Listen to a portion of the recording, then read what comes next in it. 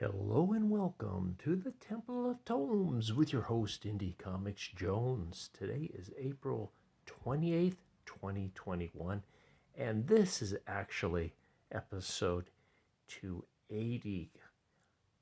Lady Baltimore, the Witch Queens is the arc, and this is what we'll be reviewing today. This is issue 2 of 5, coming out from Dark Horse at a whopping $3.99. And we have Lady Baltimore there right on the cover. Let's take a look at this cover real quick. What we have here is Lady Baltimore taking on all these witches, all different types. It's kind of interesting, the variety of witches that she faced in this issue. It continues from the first one, where the castle that she is staying at with a witch that they are holding hostage has summoned all these other witches to come to her rescue. However, Lady Baltimore and her own cadre of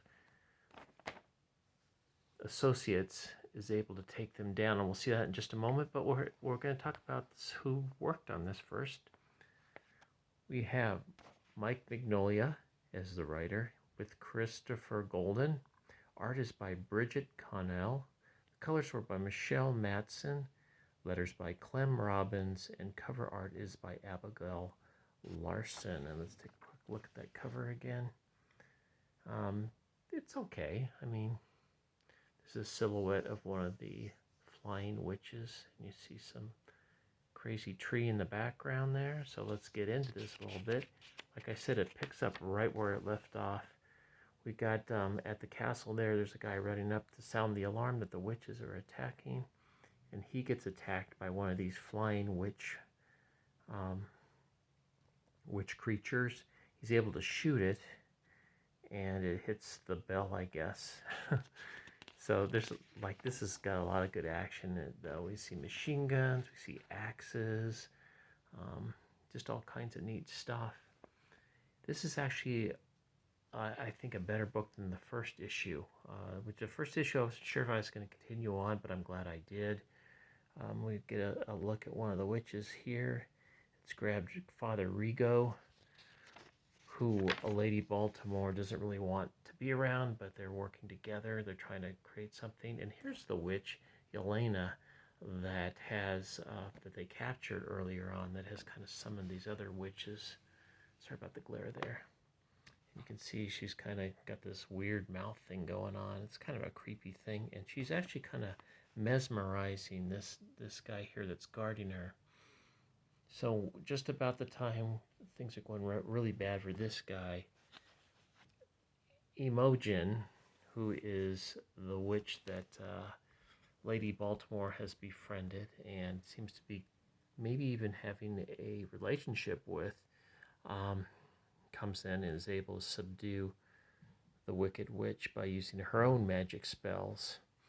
So it's, like I said, it's a moving story. Lady Baltimore, if I haven't explained it before, is a female Indiana Jones type, and she's also, they're trying to fight against the Nazis.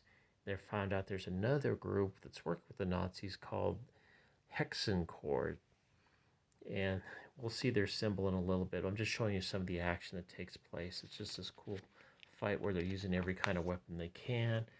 They're taking down these things as quickly as possible because they are outnumbered. And a quick ad for Beasts of Burden. Occupied territory. Sorry, I'm getting this glare. I don't understand why it's glaring there. Let's see if I can maybe stand up, block it there. Okay. So again, just a lot of action in this book, which really was cool. You got this one witch that's got antlers on her head with candles stuck on the antlers. So a lot of imagination in this, which I enjoy. It's very unique. I think there was one complaint I got from one of my readers saying that they felt it was a little too gynocentric, but I think the story is unique enough that it carries through on that and doesn't doesn't hurt it. She's actually looking, Lady Baltimore is looking for her husband, who is supposedly dead. And there's been reports of him being sighted, even though they do have his corpse at the local family cemetery there, interned there.